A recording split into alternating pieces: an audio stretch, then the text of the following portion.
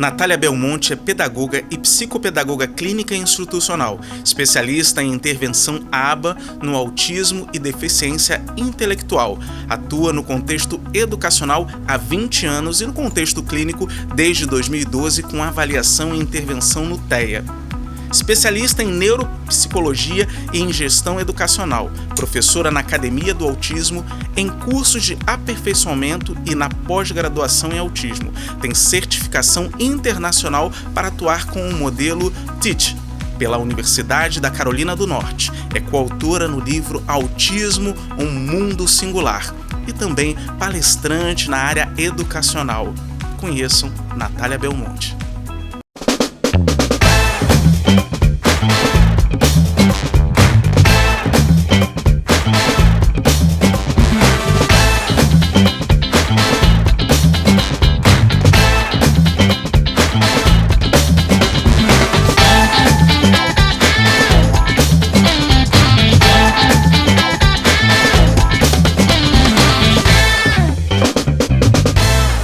Seja bem-vindo a mais um Pode Brincar, esse espaço de diversão, de brincadeira, de educação. Eu sou Victor Meirelles e estou aterrissando aí no espaço aéreo do seu celular, da sua tela e também do seu áudio junto com ela. Oi, gente! Seja bem-vindo, seja bem-vinda a mais um Pode Brincar. E hoje nós temos um episódio muito importante, porque vamos conversar sobre PEI, Plano Educacional Individualizado. Victor. Olha, vou te dizer uma coisa do fundo do meu coração, eu vou te dizer seríssimo. É uma conversa necessária. Muito necessária. Urgente, digo, PEI e adaptação curricular. Então, se você conhece alguém que se interessa por esse assunto, que precisa ouvir essa conversa, compartilha, comenta, aproveita, deixa aqui também todas as suas perguntas, porque depois nós e ela, nossa convidada de hoje, vai responder tudinho, não é, Victor Meirelles? Com extrema certeza, vai responder através do e-mail, através do Instagram, porque a gente tem... Calma aí, gente. Desculpa aí, mas Esqueceu, né? Esquecemos, né?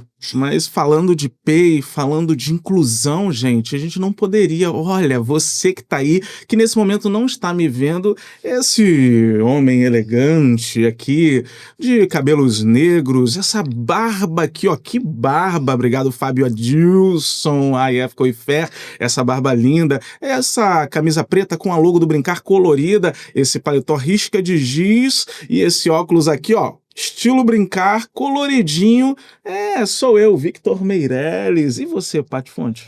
Todo gato Victor Meirelles. E eu tô aqui também, gente. Eu sou a professora Paty Fonte. Eu tenho, assim, muita alegria de ser roteirista aqui do Pode Brincar e uma das palestrantes do Instituto Conhecer, que é quem promove esse programa e também promove o Congresso Brincar em várias partes do Brasil. Congresso Brincar presencial e digital, né, gente? Sim, sim. E se você está me ouvindo pelo Spotify, ou se você, por algum motivo, não tem como me ver, eu sou uma mulher branca, de cabelos no ombro, gente, está crescendo já, repicados, cabelos castanho escuro, quase preto. Estou com a blusa preta, com a logo colorida, a logo do Congresso Brincar, um blazer roxo.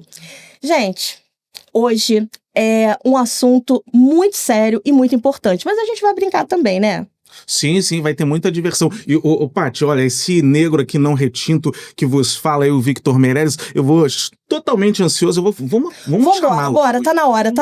Porque é muita emoção recebê-la, porque já tem mais de um ano de Pode Brincar, e desde o início eu queria que ela viesse aqui. Não só você, eu também tenho um monte de gente que nos vê que comenta lá, manda mensagem no Instagram. Muita gente pedindo, e por isso ela que já é da família do Congresso Brincar. Seja muito bem-vinda ao Pode Brincar, Natália Belmonte. Que prazer, que alegria receber você aqui.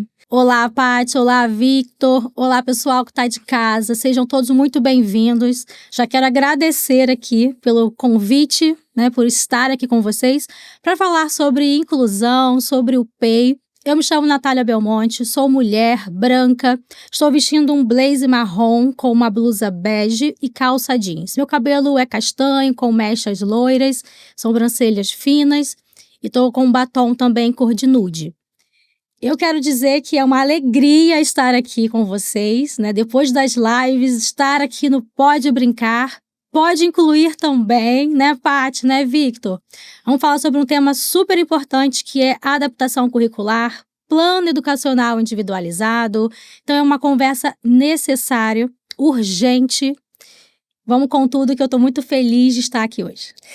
Gente, quem acompanhava as lives antes de ser o Pode Brincar, nós tínhamos as lives do Congresso Brincar. E a Natália Belmonte, ela sempre trazia tantos assuntos importantes e conversava com pessoas desse mundo que realmente vivenciam a inclusão, né, em toda a sua plenitude, que trabalham para isso. Então, Natália, assim, sem palavras, para descrever o que é ter você aqui hoje, você precisa estar aqui pra gente ter o Pode Incluir, né, gente? Quem quer o Pode Incluir, comenta, é hora de comentar, de compartilhar. Se você fizer print, tirar foto, marca a gente lá no @Congresso Brincar, que nós teremos, sim, maior prazer, maior alegria de compartilhar o seu post. Mas, por favor, marca também professora Paty Fonte.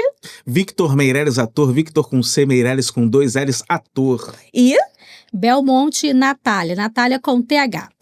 E é isso. Todo mundo nessa rede, nesse compartilhamento em prol de uma inclusão, né? De uma inclusão real, né, Victor Meireles? Sim. Você quer começar perguntando pra ela? Eu tô cheia de dúvida, e você? Eu sempre, porque o que não é o ser humano senão essa fonte de curiosidade, a necessidade de ser essa fonte de curiosidade, que é isso que movimenta aí o saber, o conhecimento. E, Natália, eu já começo pensando aqui, com essa... A gente não pode brincar, pensar no brincar. Pensar nesse momento, nesse conceito que é interatividade, diversão, e pensar no professor. Como que o professor pode, a partir do PEI, ou pensando no PEI, pode se divertir, pode interagir com o seu aluno na educação infantil, pode efetivamente trocar esses conhecimentos com essa criança? Eu acredito que o PEI, né, por ter o nome Plano Educacional Individualizado, mas eu costumo dizer que PEI é pertencimento, é existência e é individualização. Então, quando a gente pensa nesses 3 pilares, a afetividade, a emoção, ela está dentro desse processo. Então, quando eu falo de emoção, moção de ação, né? Então, colocar em ação, nada melhor do que brincar. Afetividade, gerar conexão, gerar essa atenção social que a gente traz junto com a criança. Então, só não pode brincar com o professor. A gente brinca junto. A gente fala de ludicidade, de prática, de ação, de movimento. Isso gera emoção. Emoção gera um movimento, uma ação que te faz sair daqui e ir para um próximo nível, um próximo estágio. E o que a gente quer dentro da sala de aula? Criar novas aprendizagens. A gente quer tirar a criança desse ponto e levar para um ponto de sucesso. E a gente parte da ludicidade, do brincar. Só não pode fazer brincadeira com a inclusão. Aí não dá, né, minha gente? Vamos falar de brincar, de ludicidade, mas de coisa séria. Com responsabilidade, com ciência dentro da sala de aula. Perfeito. Eu acho, assim, uma coisa que me incomoda é quando eu escuto de uma professora ou de um professor assim: eu tenho 20 alunos e 2 da inclusão. Como se esses 2 da inclusão não fossem pertencentes àquela turma. Eu nem vejo como uma brincadeira, eu acho muito grave. Mas, para aprofundar um pouco mais, né, sobre o PEI e adaptação curricular, vamos pensar que tem famílias assistindo, pessoas aqui que não são estudiosos da área da educação, né, da área pedagógica. Então, até mesmo dentro das escolas eu também escuto essa dúvida, né? Qual a diferença entre o PEI e adaptação curricular? O que é um, o que é outro? Para todo mundo saber exatamente sobre o que nós vamos conversar aqui hoje. A adaptação curricular é quando você faz uma adaptação do currículo. Você tem uma turma, um ano de escolaridade, você tem um conteúdo programático daquela turma. E você precisa fazer uma adaptação para ajustar a realidade do aluno. Então, eu faço uma adaptação daquele currículo, daqueles conteúdos programáticos para aquele ano de escolaridade. Quando eu falo do PEI, o PEI é uma dimensão muito extensa. Eu estou falando de eliminar barreiras dentro do contexto escolar para garantir acessibilidade, permanência, participação e aprendizagem desse estudante. Então, o PEI, ele não é a adaptação curricular somente.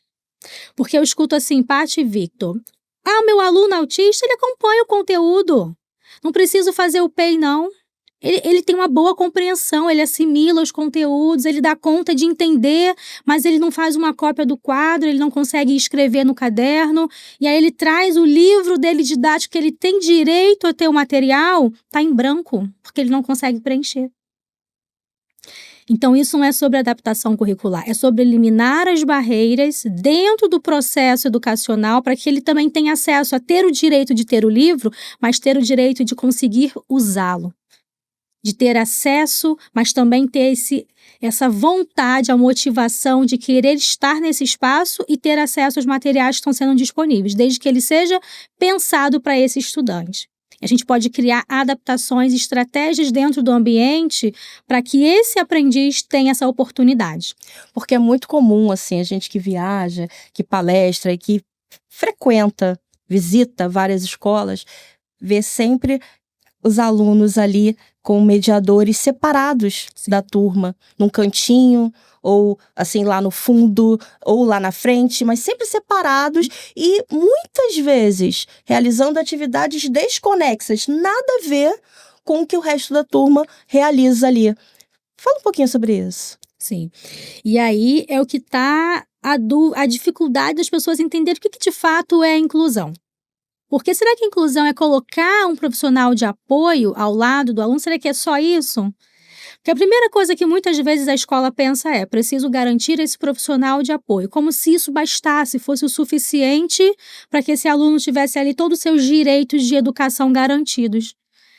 E não é só isso. E aí é que entra o PEI. E por isso que eu falo, é pertencimento, é existência, é individualização. Porque quando eu falo de existencial, eu estou dizendo, eu estou respeitando a maneira como a Paty pensa, a maneira como o Victor pensa, a maneira como ele quer estar neste ambiente, porque muitas pessoas se incomodam, mas ele só anda pela sala.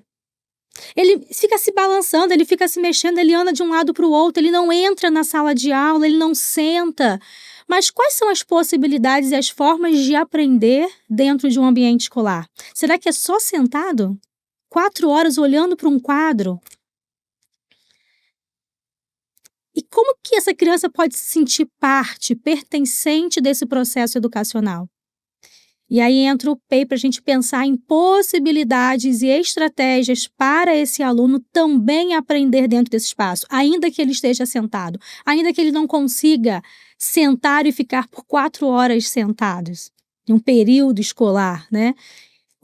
Se a gente fala do ensino fundamental, séries iniciais, já começa uma demanda maior de exigência dessa criança em permanecer sentado, olhando para o quadro, com atividades mais de escrita, de leitura, um processo ali da alfabetização. Mas será que todos os alunos estão prontos, têm pré-requisito, uma performance ali para receber esse tipo de estratégia?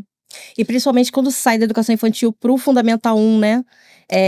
Essa transição. E depois de novo para o Fundamental 2 e tal. E você falou aí, será que os alunos estão preparados? Eu fico me perguntando, será que nós, professores, também estamos preparados?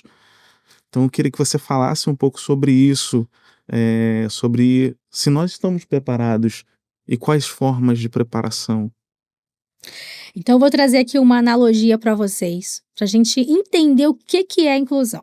Tá? Porque eu acho assim, eu gosto de trazer exemplos para clarificar, para deixar mais palpável, para quem está de casa entender de fato o que é quando a gente fala de inclusão. Se nós estivéssemos num restaurante, se aqui fosse um restaurante, e dissesse assim, vocês têm direito de estar neste restaurante. Nós 3 estamos no restaurante agora e nós vamos receber o nosso prato de alimento, nosso alimento. Só que esse alimento ele vem igual, porque a condição é igualitária. Nós vamos receber a mesma quantidade nesse prato e os mesmos alimentos. Agora pensa, Paty, naquele alimento que você não suporta. Só de pensar nele já te dá uma ânsia, já te dá um mal-estar. Pensou nele? O que você Vários. gosta? Sei lá, eu sou uma pessoa muito seletiva, eu tenho seletividade alimentar. Escolhi a pessoa certa, gente. Fala aí o que você não consegue comer. Quiabo. E você, Victor? Eu acho que bucho. Bucho. Então, o nosso prato agora, ele é quiabo com bucho. tá? E nós 3 vamos ter que comer isso por pelo menos 200 dias e 800 horas. Com certeza, em algum momento, você vai se esquivar ou você vai fugir desse restaurante. Você vai começar a eliciar ali no seu organismo efeitos, né, colaterais, respostas emocionais que aquele espaço, esse restaurante não tá legal para você. Tô te dando o mesmo recurso, o mesmo alimento. E o que é aprendizagem? Aprendizagem é um alimento. Um alimento para o nosso cérebro, para o nosso corpo, para a nossa alma. A gente se alimenta do conhecimento. Então, se você na sala de aula entrega a mesma atividade, o mesmo conteúdo, do mesmo jeito para todos os alunos, estão todos se alimentando da mesma forma. Em algum momento, algum aluno vai se sentir prejudicado nesse processo, porque ele está se alimentando de algo que ele não dá conta, é aversivo para ele neste momento. E se eu te disser assim, Paty, você não gosta de quiabo, mas se você me ver comendo quiabo, e se a gente fizer uma aproximação sucessiva, hoje eu como, você só está cheirando, só está vendo, daqui a 1 semana, 2, eu te dou um pedacinho desse quiabo, aproximo ele de você e eu vou aumentando gradativamente essa exposição do alimento, para que você se sinta confiante, para que te dê mais oportunidade de experimentar aquilo de outras formas, de outras possibilidades, sem ainda ingerir o alimento. Quem sabe umas receitas diferentes. Trazer o quiabo de formas diferentes, apresentação, né, de formas diferentes. Então, isso é inclusão, é respeitar como o outro aprende. Esse olhar mais individualizado, que a gente sempre comenta aqui no Pode Brincar, né? Que é dificílimo, a gente sabe, numa turma numerosa, mas que cada vez mais se faz urgente. Independente da criança, do aluno ter ou não uma deficiência, um diagnóstico, um laudo, as pessoas são diferentes, aprendem de formas diferentes e esse é o grande desafio, né? Eu vejo isso. E cada vez mais se fala muito da inclusão e percebemos a grande dificuldade das escolas, dificuldade das famílias também compreenderem, muitas vezes apoiarem. E tem 2 lados que eu percebo. Um lado daqueles que falam muito, todo mundo com laudo agora, será que todos esses realmente necessitam desse olhar, desse apoio individualizado? E como tem aquelas crianças também que estão ali, você percebe que tem algo diferente, mas a criança não tem um diagnóstico, né? E isso tudo dá uma certa confusão na mente dos professores e na mente das famílias. Eu queria que você falasse pra gente agora, no primeiro momento, eu sei que você também é consultora educacional, que você trabalha como consultora em espaços, né, para desenvolver projetos e fazer com que a inclusão aconteça de forma verdadeira, real, significativa. Qual seria o primeiro passo dentro de uma instituição, o seu primeiro olhar, as suas primeiras atitudes ali daquela instituição para com os alunos, as crianças, os funcionários, os professores e as famílias? Humanização. O olhar humanizado. Porque a gente tem uma lei, né? Que é a Lei Brasileira de Inclusão, a LBI. E ali a lei, ela trata da pessoa com deficiência. Mas, para além da deficiência, eu tenho o aluno com altas habilidades ou superdotação. Eu tenho um aluno com TDAH que não se encaixa nesse conjunto, né, da deficiência. Eu tenho um aluno com dislexia, eu tenho um aluno com uma vulnerabilidade social, eu tenho um aluno que a mãe se separou do pai, eu tenho um aluno que ele não tem um alimento, ele vai para a escola para poder se alimentar. Então, se o professor ele não ter esse olhar humanizado para a sua turma, para todos, ele só consegue enxergar 20, como a gente iniciou, né, esse bate-papo, 20 alunos mais 2 da inclusão, porque ele acha que da inclusão é aquele aluno com deficiência. Mas incluir é fazer com que todos se sintam pertencentes daquele espaço. Pensa num restaurante, se sentir parte desse processo. Então, esse cardápio da aprendizagem, ele tem que ser múltiplo. Não é uma receita que vai estar ali. Eu vou trazer o mesmo conteúdo, vou apresentar de formas diferentes. Eu estou trazendo uma sequência didática, estou trazendo um tema da aula, mas eu vou apresentar esse cardápio com várias possibilidades. Conhecendo essas diferentes histórias de vida, né? Que é o que a Sim, gente sempre fala aqui, não é, Vitor? sim, a importância da história de vida de cada um, você trouxe essa individualização, essa humanização de cada aluno, e uma coisa que me deixa perplexo em alguns momentos, a gente estava falando do diagnóstico, essa coisa da necessidade de diagnosticar entre nós professores, que em alguns momentos, tipo, a primeira visão, a primeira sensibilidade de que aquele aluno ele tem uma pequena dificuldade de aprendizagem, a gente já pede o diagnóstico. E, ao mesmo tempo, alguns que precisam realmente do diagnóstico, como a Paty falou, que não têm o diagnóstico, mas, ao mesmo tempo, o que nós, professores, como que a gente trata essa relação na prática?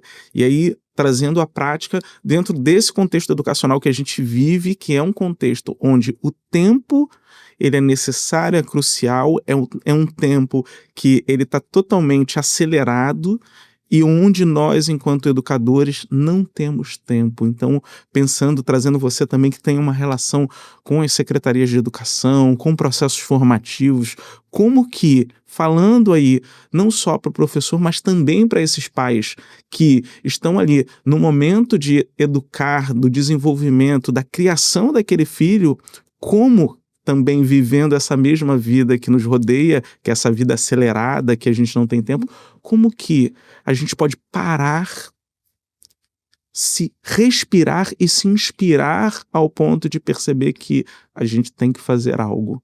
E o que fazer e como fazer. Sim. O tempo é indiscutível, né? Ele é crucial para o desenvolvimento. Quando a gente fala da pessoa com deficiência, o tempo, então, ele é ouro. 1 minuto que se perde em sala de aula já é um tempo perdido que não se volta, tá?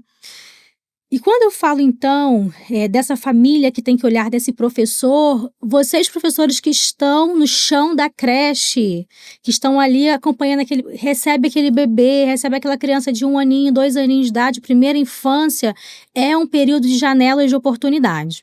Então, Paty e Victor, vocês que trabalham muito com a primeira infância, né, com o olhar dos professores, eu vejo vocês aqui também trazendo, né, muito debate sobre isso, sobre o brincar, sobre a primeira infância.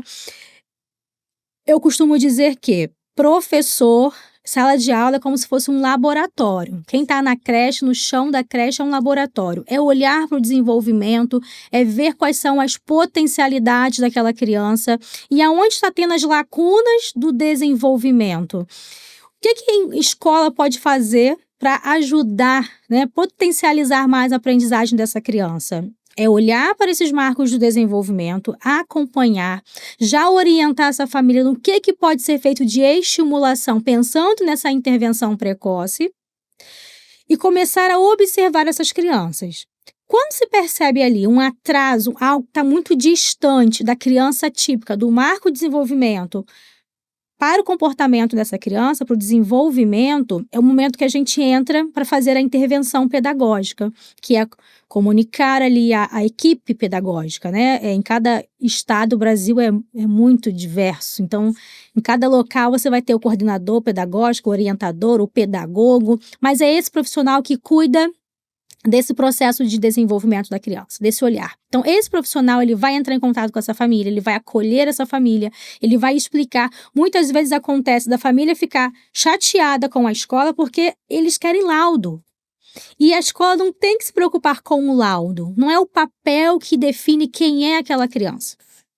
Mas é o que eu já observei do que ela pode, do que ela ainda não consegue e o que eu preciso fazer com ela dentro desse processo educacional para minimizar esses prejuízos por conta do atraso do desenvolvimento dela. Então, quando a escola fica esperando o laudo, o papel, ela não está agindo, ela não está fazendo, porque ela acha que para começar a fazer algo, ela precisa do laudo, do papel.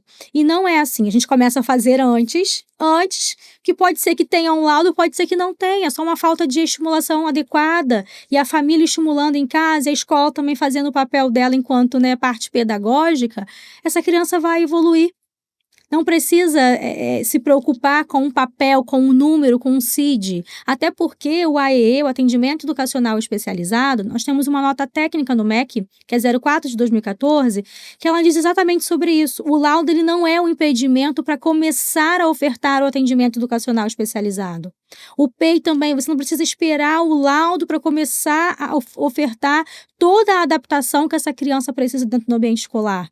Então, não fiquem esperando o laudo, professores, escolas, não esperem chegar o laudo. Até porque no Brasil, esse processo, né, de construção aí de um laudo, tem aqueles que são irresponsáveis que vai entregar um laudo em 15 minutos de consulta. Tem outros que, de forma responsável, vai passar por uma equipe multidisciplinar com vários profissionais para fechar o diagnóstico de uma criança. Isso leva tempo. De forma responsável, isso leva tempo. E a escola não vai ficar esperando esse tempo. Porque, pedagogicamente, nós vamos olhar para essa criança pedagogicamente.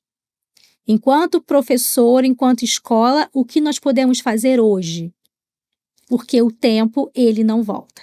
Independente de diagnóstico, se você percebe que um aluno, uma aluna não acompanha a turma, não responde às propostas, não participa das experiências, das vivências, é preciso olhar para ela com empatia, com carinho, com afeto, tentar entender o que acontece. Mas você não precisa de um diagnóstico, de um laudo para você planejar, né, estratégias, planejar novas formas, utilizar recursos variados. O que você falou aqui agora, eu acho que a gente tem que compartilhar muito. Porque eu me vejo até hoje como uma professora, que já foi professora do maternal, que já foi professora do Fundamental 1, e que sempre se preocupou muito, assim, em trazer todos para perto e ver a realidade de cada um. É difícil, gente, é difícil. Ninguém tá falando que é fácil. Mas é o nosso trabalho. E é um trabalho que dá um orgulho depois. É tão gratificante quando você vê aquela criança que não lia, que não escrevia, ou que não queria, né, participar de uma atividade de mais movimento, não queria experienciar, ela ali com você, participando, curtindo. Eu tinha um aluno que só se vestia de super-homem. Ele não tinha diagnóstico, era super-homem, acho que era super-homem. Agora faz tanto tempo, gente, eu já não sei mais. Fugiu de super-herói, mas acho que era super-homem. E eu entrei para aquela escola, acho que nós substituindo uma professora, e falaram, olha, ele só não adianta. Não tira essa fantasia e também não vem. Ele ficava correndo de super-homem na varanda, tinha uma varandinha assim em frente à sala, e não parava, não tirava aquela fantasia. Aos pouquinhos ele foi vindo. Nunca me preocupei qual era o diagnóstico dele. Simplesmente trazia ele para junto com faz de conta, com ludicidade. Não deu muito tempo, ele já estava usando uniforme, já estava participando e foi com esse carinho todo. Agora, existe o oposto também, né, Natália? Assim, infelizmente, existem realidades onde, com diagnóstico, com laudo, com deficiências até graves, ficam anos na mesma escola sem nunca ter tido um PEI, um planejamento educacional individualizado para aquela criança, aquela situação. Eu conheço vários casos, e aí eu te pergunto, né, como que a família ela pode acompanhar, né, até mesmo cobrar um pouco essa construção, esse planejamento, tá junto, o que ela faz nesse caso? Ela tem como chegar lá e falar, eu gostaria de ver o PEI da meu filho, o PEI da minha filha, conta um pouquinho aqui, agora falando para aquele pai, para aquela mãe que precisa ouvir isso. Eles já fazem isso, né, Paty? Mas muita gente não sabe. Muita gente não sabe. Tem muitos que não entendem. Hoje, a gente tem que desmistificar essa ideia de que os pais eles não estão tendo conhecimento. Sabe por quê? Na verdade, a escola ela acaba negligenciando esse atendimento porque eles olham a família indo à escola como assim, lá vem aquela mãe.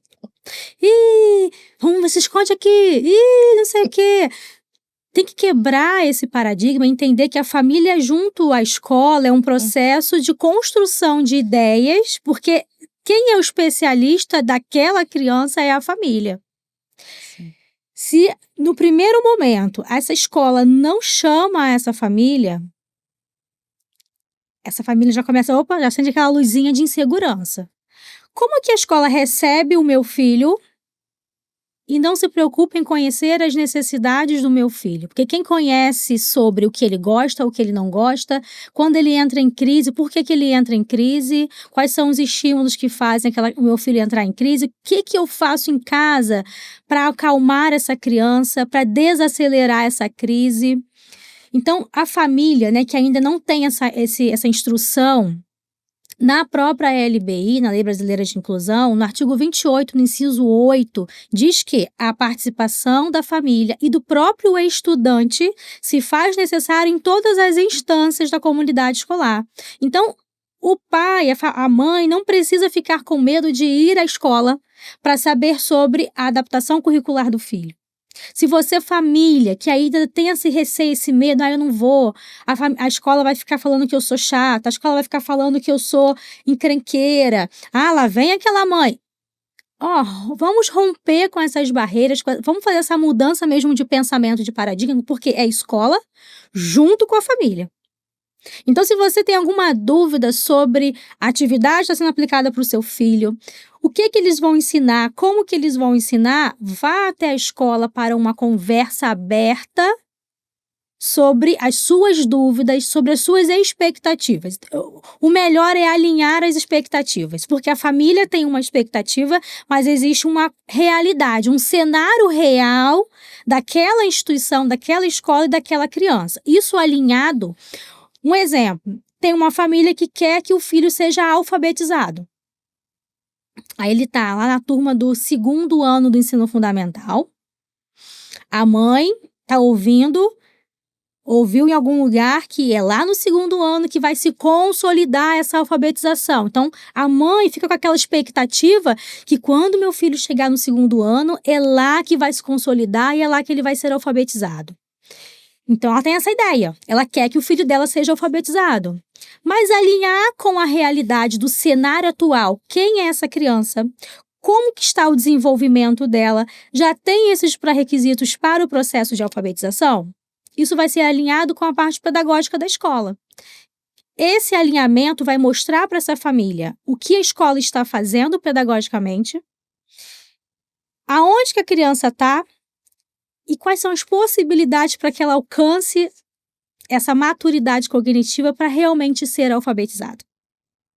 Eu trouxe essa questão porque eu conheço um caso de uma menina que ficou anos na mesma escola, uma escola denominada, né, vendia a ideia da inclusão, conhecida como uma escola inclusiva.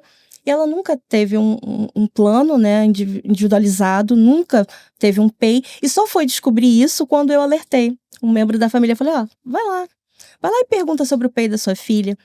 Nunca nos preocupamos porque ela sempre teve uma mediadora. Então, achavam que a mediadora teria todo esse contato com a escola e passaria para a família e era o suficiente. Então, quando eu te digo, tem muita gente que sim, é pedagogicamente desinformada e não sabe. Então, é importante a gente falar, né? E continuando nesse prisma da família, eu fico me perguntando e te perguntando, Natália, como que muitas das vezes a gente tem uma lei, e é bom todos os pais responsáveis saber, a gente tem uma lei de que a unidade escolar ela não pode negar uma vaga, uma matrícula para uma pessoa, um aluno que tenha necessidades especiais.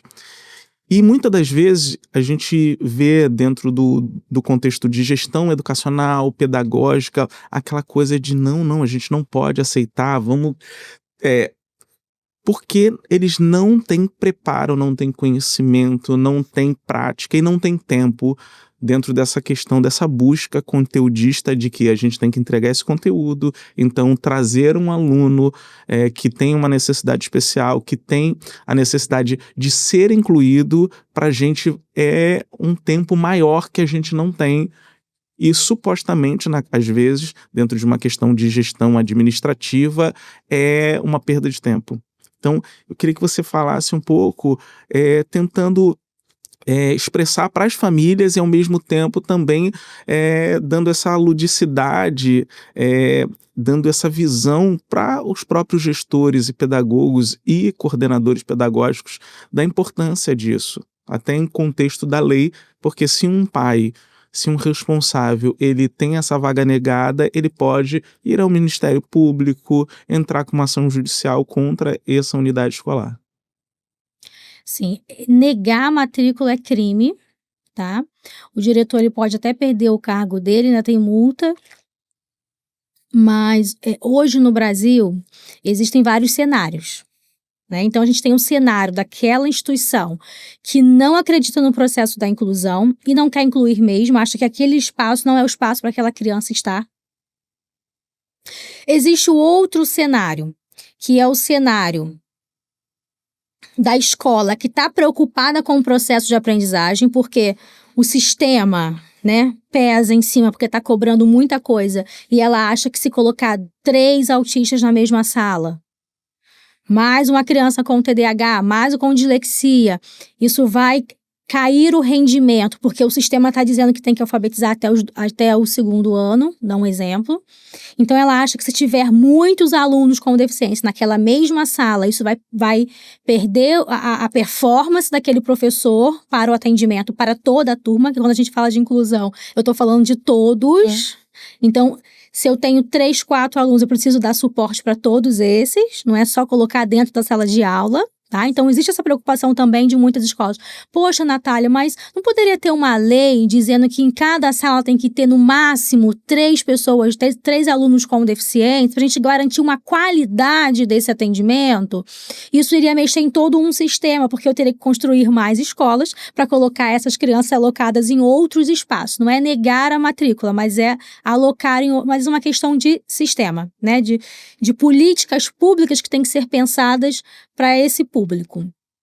E a outra questão seria, vamos colocar então todo mundo, porque não pode negar, hoje a gente tem sala de aula que está meio a meio. Tem 10 crianças típicas e 10 crianças com deficiência e misturando ali com os transtornos, né? Então, assim, negar matrícula a gente não pode negar, mas a escola precisa pensar na melhor estratégia para atender. Tá?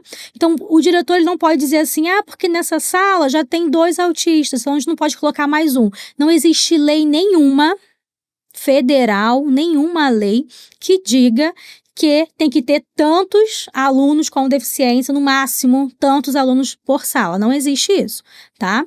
A não ser que tenha alguma resolução, algo específico do seu município, mas a lei federal ela tem um peso maior. Tá? Então, se diz que não pode negar a matrícula, o que você vai fazer? Se você tem algo específico do seu município, você vai ter que alocar essa criança em uma outra instituição do seu município para ofertar essa vaga, mas não negar. Uma outra unidade. Uma outra unidade. E além da diz, né, mais próxima da sua residência. Por exemplo, no turno da manhã ou turno da tarde, organizar ali, né? Porque realmente é muito desafiador, né, Natália? E se for instituição privada, a escola privada, se a escola negar essa matrícula, a mãe tem que mandar por e-mail para oficializar essa resposta de negativa da unidade, para que ela possa recorrer isso, né, judicialmente. Sim. Porque aí, no caso, é um crime. Sim. Porque no caso da escola privada, você não tem como alocar para uma outra, negou a vaga ali.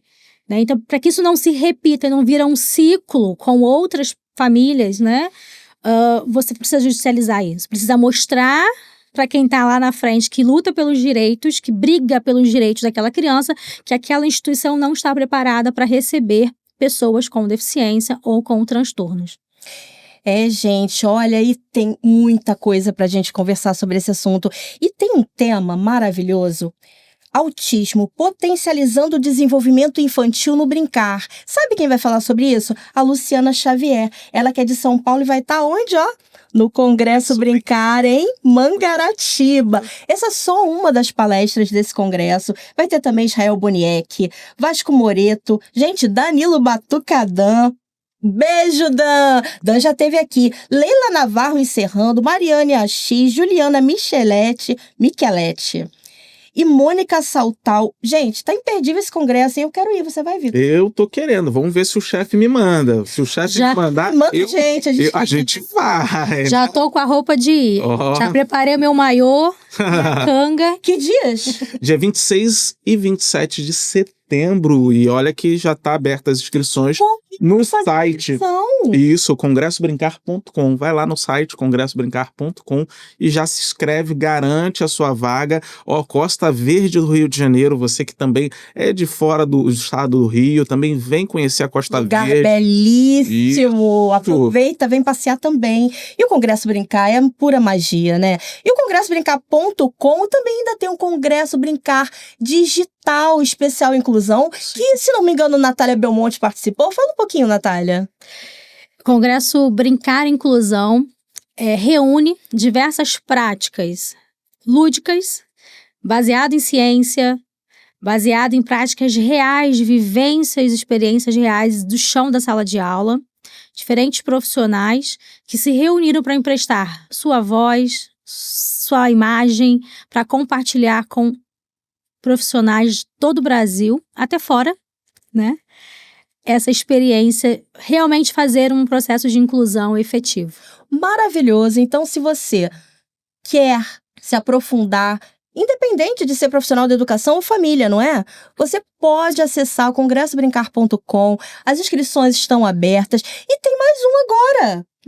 Vai começar dia 1º de setembro. Qual é, Vitor? Você tá sabendo? Isso, dia 1º de setembro. Já se fez a inscrição? Ainda não, mas eu vou fazer, que é o Congresso Brincar Digital Educação Infantil na Prática. Olha só, Educação Infantil na Prática. As inscrições estão abertas e também um time de primeira qualidade, profissionais de excelência. Eu me lembro muito da nossa querida Patrícia Laurindo. Um beijo para você, Patrícia Laurindo, que era quem comandava as lives antes de ser aqui no estúdio. E também, pega aí, mais uma novidade, já tá acabando, é rapidinho, vai embora não, que a gente tem muito pra conversar com a Natália, mas eu tenho que mostrar pra você esse livro aqui, ó, Educação Infantil de 0 a 3 anos, que é apenas um dos livros lançados pela editora Rotas. Então agora, gente, é só você acessar congressobrincar.com e Editora Rotas, editorarotas.com.br. editorarotas.com.br. Tem o meu também, meu livro, em coautoria, em parceria com a querida Sandra Bosa. Gente, vocês precisam conhecer, porque todas essas novidades da Editora Rotas, elas vieram através desse trabalho aqui, desse trabalho de debate, de conversa, que começou lá nas lives, na época da pandemia, e que agora vem se estendendo aqui no Pode Brincar e que todo canto do Brasil. Onde você quer o Congresso Brincar? Qual é a sua cidade? Comenta aqui. Quer levar pra onde a gente? Leva a gente, né? Leva a gente. A gente quer isso. E lembrando que, claro, a Editora Rotas e o Congresso Brincar, o Instituto Conhecer, são os nossos patrocinadores. Então você aí, ó, se inscrevendo no Congresso Brincar, você adquirindo os produtos da Editora Rotas, você também está aí colaborando para que o nosso Pode Brincar continue aí mandando, chegando em todo mundo, através das ondas do Spotify, através das telas do canal do YouTube. Você já comentou lá? Um beijo, gente. Eu quero deixar um beijo muito grande pra Lilian Rosa. Lilian, você tá comentando em quase todos os episódios. Você realmente é aquela que vai maratonar o Pode Brincar. Ela falou que leva pras equipes, que conversa. Olha que legal, né? Ela assiste primeiro, depois ela faz uma reunião pedagógica, mostra o programa, conversa. Então, um beijo muito grande pra Lilian. E mais um beijo aqui, um abraço. José da Silva Ramos, grande José. Obrigado, ele que falou, ó, o conteúdo oferecido agora é o melhor assistir. Olha, ele adorou os apresentadores, ele falou que a qualidade é 100% e nos dá os parabéns. Obrigado aí a você, José da Silva Ramos, e obrigado a todos vocês que de alguma forma curte, compartilha, de alguma forma comenta esse nosso trabalho e que a gente possa seguir aí cada vez mais. Que ajudam a gente a continuar com esse conteúdo de qualidade, com profissionais como a Natália Belmonte e tantos outros que já passaram por aqui, que vêm elucidar tantas questões, que vêm aprofundar esses temas tão importantes de uma forma divertida, Sim. De uma forma brincante. Então, comenta aqui quem você quer ver no Pode Brincar também. Você pode deixar, né? Sim. Pode deixar uma sugestão. Aproveitando, você viu, Natália Belmonte, o nosso especial Dia das Mães, você precisa assistir se ainda não assistiu, porque a gente conversou aqui, eu conversei com Ana Paula Balesteiro, o Victor Meirelles foi aqui, né, mediando, ela que é mãe da Nina, que é uma menina traqueostomizada, e a gente conversou muito sobre todas essas dificuldades relacionadas à inclusão e como é essa vivência, né, de uma mãe atípica. Então, você que é mãe atípica, não assistiu, assiste. Eu tô aqui com o livro, né, da corajosa Nina e seu fabuloso segundo nariz, porque ela conseguiu transformar a história da Nina, que é uma história real. A Nina ainda lutando para conseguir uma escola, para que ela possa ser incluída. E ela transformou em literatura, aqui a bonequinha, essa aqui é a bonequinha da Nina. E eu tenho uma filha, né, de 25 anos, que é autista nível 1, minha maravilhosa. Beijo, Letícia Mariana, agora estudante de jornalismo da FRJ, Escritora. Tá casada, escritora com mais de 8 livros publicados. Então, nós dois conversamos muito sobre todas as possibilidades, né, dos nossos filhos. E não é porque passamos por muitos desafios, ainda passo, apesar da minha filha já ser adulta, porque também Sim. os autistas crescem, as pessoas com transtornos crescem, envelhecem, as pessoas com deficiência crescem, envelhecem, e precisa que essa inclusão aconteça, né? A minha visão é a seguinte: a escola, ela faz parte da sociedade, né? Então ela reflete muito do que a gente vivencia. E será que a sociedade inclui todo mundo? Será que existe essa inclusão real? E a gente vê de todas as formas, né? Ainda tem tanto preconceito, tanta discriminação, e não é só relacionada às deficiências, não. Então, quando você veio e falou assim, incluir todo mundo, a inclusão, ela não fala apenas daquela criança ou daquele aluno que tem uma deficiência. E a gente sabe o que é isso, né, Vitor? Sim, sabemos muito bem. E aí, por isso que eu já, enquanto eu ouvia vocês, eu já vinha pensando aqui nesse espaço, nessa escola, que é esse espaço, que é um espaço social, que é um espaço onde as crianças ficam muito tempo. E aí eu fico pensando, quando a gente pensa na inclusão, e muitas das vezes a gente pega o PEI e também aí a adaptação curricular como ferramentas dessa inclusão, eu te pergunto, e eu gostaria que você comentasse, porque muitas das vezes a gente acha que essas ferramentas, elas podem pensar a inclusão como uma forma de trazer uma igualdade. E até que ponto a necessidade é da equidade, entendendo que todos nós somos diversos, então cada um precisa de uma forma diferente. Uns precisam de escadas, outros de óculos, outros de um aparelho auditivo, para que realmente esse conteúdo chegue de uma forma igualitária. A igualdade do direito à educação. Hoje a gente fala realmente da equidade. Eu vou oferecer aquilo que aquele aluno precisa, que não vai ser igual para o outro. É o que cada criança realmente precisa. E aí, o instrumento que a gente vai colocar, nós vamos trazer todas as informações de forma, né, compilada sobre aquela vida, sobre a história de vida da criança, sobre a sua identificação, sobre as suas necessidades, sobre o pedagógico para este aluno, fica nesse documento. Porque os professores, eles falam assim, Natália, mas eu faço muita coisa. Eu já faço isso. Ah, mas isso aqui eu também já fiz. Só que onde está registrado isso que você está fazendo? Você precisa compilar essas informações, porque tem muito professor bom aí. Tem muito professor com práticas incríveis. Eles fazem muito, muito, muito, muito. Só que eles precisam se respaldar legalmente. E o PEI, além de ser um documento para romper barreiras, para dar acesso e oportunidades, ele também serve para respaldar a prática pedagógica e a instituição de ensino. Porque lá na frente alguém vai te cobrar e vai te dizer, você não fez. E esse documento vai provar que está assinado pela família, que ela teve a ciência do que foi feito durante esse processo escolar, a família tomou ciência do que ia ser trabalhado, de como ia ser trabalhado, de como que ia ser ofertado essas atividades, esse conteúdo. A família assinou o documento. Só que o PEI, ele é um planejamento, é um plano de ação, é o que você deseja alcançar com aquele aluno. Mas em algum processo ali do caminhar pedagógico, pode haver algumas falhas. E aquilo que você traçou como objetivo específico para aquele aluno, em algum momento você pode retroceder, voltar, repensar sobre aquela prática. Então, o PEI, ele é flexível. Mudar de rota. Mudar de rota. Por isso, tantos livros e formações e palestras e congressos e conversas como essas são necessárias, são urgentes, né? Porque aí você vai refletir sobre aquela prática a partir do que você vivenciou e trocar ideias, experiências com os outros, né? Que também ajuda muito. E o aluno, a criança, ele é um ser em constante, né, desenvolvimento. Então, você traçou por um trimestre, por um bimestre, dependendo da sua região, mas em 15 dias a criança te mostrou que ela deu conta daquilo. Você vai lá e você modifica o seu PEI, você vai reestruturar aquele documento, apresenta para a família novamente. Ele não é engessado, ele não é um copia e cola, ele não é mais um documento. É mais um documento, Natália, mais algo burocrático. Não é isso, ele é vivo dentro da escola.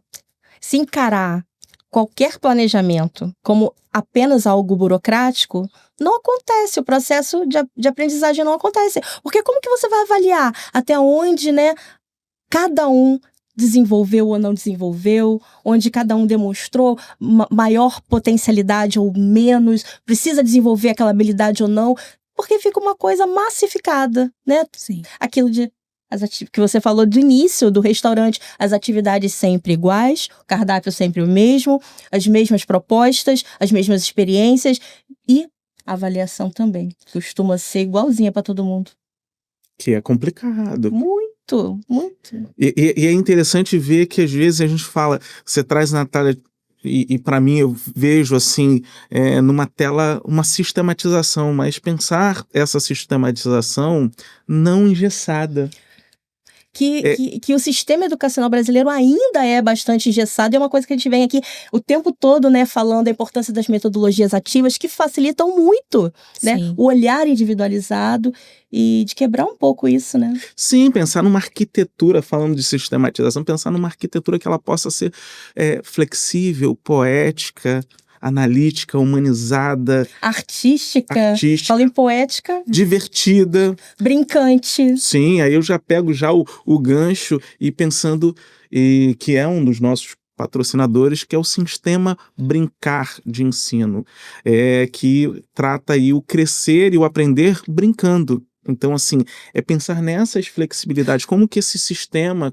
Vou mostrar um ou dois, que eu sou autora coautora de um ou do dois. Pega aí o número 1, o número 2, vou mostrar a capinha para que vocês possam ver como tá lindo o Sistema Brincar de Ensino. Olha, gente, que coisa mais linda. Esse é o livro do professor e eu posso dizer que nós pesquisamos muito. Eu pesquisei bastante até trazer aqui as melhores vivências, as melhores experiências. Trouxe muito da minha experiência, mais de 30 anos de magistério, Vitor. Sim. É verdade. E trouxe também experiências atuais da neurociência, e depois a editora Rotas organizou tudo isso aqui, compilou e colocou, e tá lindo. Olha o livrão do professor, gente, olha quantas inspirações, porque são inspirações, porque é o professor, né, na prática, com um grupo que ele vai ver ali, quais são as adaptações que ele vai fazer, como que ele vai planejar isso aqui, mas aqui, ó, inspirações que você pode confiar. Porque muitas vezes o professor passa horas pesquisando, aí desenvolve aquela aula achando que vai ser um espetáculo, chega na hora, não atinge a turma dele. Então, as inspirações precisam ser muito bem, né, analisadas e refletidas por você, professora. Mas acessa lá a editorarotas.com.br para você ficar sabendo mais. E lembrando, você falou dessas inspirações e muitas das vezes, a Natália falou algumas vezes aqui na palavra ciência, né? Sim. E falou também das palavras das leis. Então, assim, todas essas inspirações, elas caminham pela BNCC, pela Base Nacional Comum Curricular. Então, para que você fique também antenado que não são inspirações que fogem a essa legislação, que fogem à ciência. E aqui, criança de 1 aninho, 2 aninhos, pelo menos os 2 primeiros volumes que eu participo, eu posso garantir para você que não tem só a parte prática, não. Tem explicando o porquê, tem a parte ali, um pouquinho da teoria, explicando o porquê daquela prática, né? Da onde foi tirada aquela prática, o embasamento ali teórico e também todas as novidades neurocientíficas dos nossos, né, queridos amigos que trabalham em prol disso. Como o nosso primeiro programa foi com a professora Marta Helvas, e mais uma vez eu peço para você, além de acessar os sites, olha lá os programas anteriores que você vai se divertir, tem muita coisa boa. E assim, profissionais como a Natália Belmonte, que eu nem sei como agradecer tanta gente boa que passou por aqui. Sim. E falar em gente boa a gente tá falando aqui do sistema de ensino brincar. Vamos brincar. Bora brincar! Eu adoro esse momento, Vamos lá. é a melhor hora.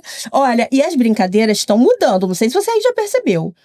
Aproveita essa inspiração e cria para sua equipe. Sim. Trabalha com a sua equipe também, você conhece um pouquinho de cada um. Não adianta de conhecer a história de vida de cada aluno, cada aluna, se você aí que está na gestão, na coordenação, não conhece a história de vida de cada professora, de cada professor, que também precisa tanto, sabe, desse olhar individualizado para que possa oferecer o seu melhor, não é? Sim. Falar em oferecer o melhor, já que você falou dessa relação, precisando de uma roda de conversa, de uma formação, convida que a equipe do Pode Brincar. Escolas da rede pública, da rede privada, e falando que o sistema de ensino Brincar é especialmente voltado para a rede privada, gente. Então... Exatamente. Convida a gente vai lá, bate um papo assim divertido, brinca com a equipe junto com você e aprofunda também, leva também. A gente quer ir, Natália? Com você quer ir também? Acesse lá. Vamos juntos. Mais uma vez, acessa o Instagram, Congresso Brincar, @Congresso Brincar. Belmonte Natália. Professora Paty Fonte. Victor Meirelles, ator. Victor com C, Meirelles com 2 L's, ator. Então agora vamos brincar todo mundo? Vambora. O sistema de ensino inclui professor também, hein? Porque aquele professor que tem dificuldade para planejar... Sim. E que tá sempre dizendo assim, não tenho tempo. Ai, meu Deus, meu tempo tá curto. Tudo estruturado dentro desse programa aí de práticas de ensino. Tá maravilhoso, assim, porque ele tem muita prática, muita experiência, muita vivência e, assim, inspirações não faltarão e todas muito bem respaldadas. Então, Sim. é isso que a gente precisa.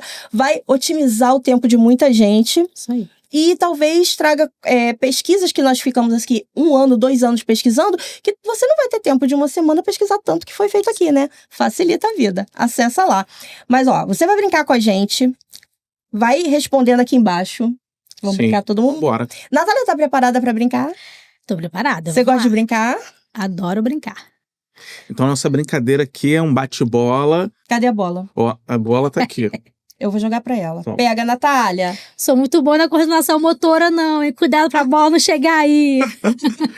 Então, nesse bate-bola, Natália, inclusão é Pertencimento. uma palavra que define o PEI. Decisão. O maior desafio da escola de hoje. Incluir. O maior potencial de uma criança. Aprender. Papel da família em uma palavra. São várias, né? São várias. A primeira que vem à mente. Transformar. Uma prática pedagógica que você ama. Teach. Adaptação curricular não é Facilitar. o que nunca pode faltar em um professor. Acolhimento. Um livro ou autor que te inspira. Eric Schopler. Educação do futuro em uma palavra. Compaixão. Se pudesse resumir em uma frase, para você o que significa adaptar sem excluir? Respeitar as singularidades. Envolver ciência, compaixão e humanização na sala de aula. Ai, gente, maravilha que tá esse programa. Eu quero mais Natália Belmonte aqui. Você também quer? Comenta, quero, porque ela volta, gente. Que ela veio de Saquarema, lá da região dos Lagos. Um beijo pro pessoal de Saquarema e pra todo o pessoal da região dos Lagos. Natália, eu só tenho, assim, a te agradecer um monte pela sua disponibilidade de vir até aqui conversar com a gente. E você agora tem o seu tempo de deixar aquela mensagem final pro público que tá te assistindo, tanto os profissionais de educação quanto as famílias. Fica à vontade agora para você soltar seu coração e sua voz. Eu quero agradecer, né, o convite de estar aqui. Para mim é sempre uma honra ter um espaço para falar de inclusão e falar mais um pouco, porque nunca é pouco, né? A gente precisa falar muito, muito, muito, muito mais. Então, compartilhar esse momento aqui com vocês foi uma decisão que eu tomei lá atrás, há mais de 20 anos, quando eu escolhi ser professora. E ter a oportunidade de falar de inclusão, para mim, é uma oportunidade de trazer pertencimento, de trazer potência para as práticas de ensino, porque a gente não escolheu a profissão mais fácil. Nós escolhemos aquela que transforma vidas. Isso faz da nossa profissão uma profissão incrível e muitas vezes desafiadora. Então, se você é professor assim como eu, assim como a Paty, assim como o Victor e assim como demais profissionais, milhares de educadores nesse Brasil, eu te convido hoje, a partir desse bate-papo, tomar a decisão na sua vida de que é ser canal de transformação na vida do seu aprendiz. Só depende de você, só depende de uma decisão. Fazer a diferença, gerar valor na vida do seu aprendiz. Tome essa decisão hoje. E com essa decisão, que com certeza vai inspirar muita gente à ação, a gente só pode dizer que... Só posso dizer, né? Nós podemos dizer que a gente aguarda vocês no próximo... Pode Brincar!